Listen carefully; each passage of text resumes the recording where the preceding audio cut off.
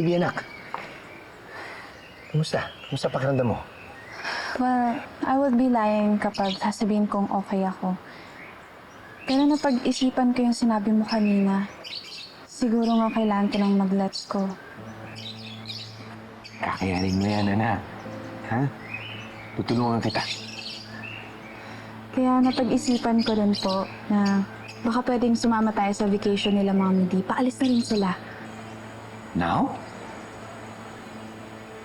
Hapon na. Biglaan din po kasi gusto rin sana kasi ni Mami D na pag-ayos na kami ni Princess. Ayaw niya nang patagalin pa.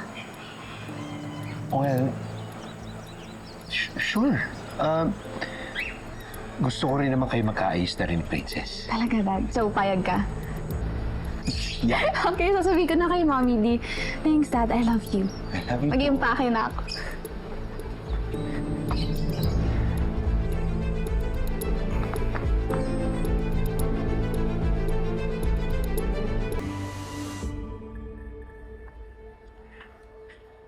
Oh, anak.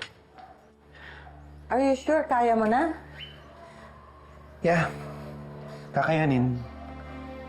Anything for Libby. Good. Natutuwa naman ako na pagbigyan mo siya. You know, she really needed this. Tsaka para sa inyo rin, ni Divina.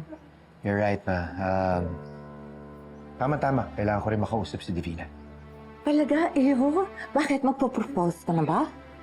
I'm sorry, ma. Walang ganun mangyayari. Gusto kong makausap si Divina dahil gusto ko na magpaalam sa kanya. I can't do this anymore. Si Charlene talaga ang mahal ko. What the hell are you talking about? Si Sherlyn na naman, Raymond! Ma, can you ano relax? ba? Mahal kita. And I respect you. Pero nakapag-desisyon na ako. Gagawin ko kung anong makakapagpasaya sa akin. And yun ay balikan ko si Charlene.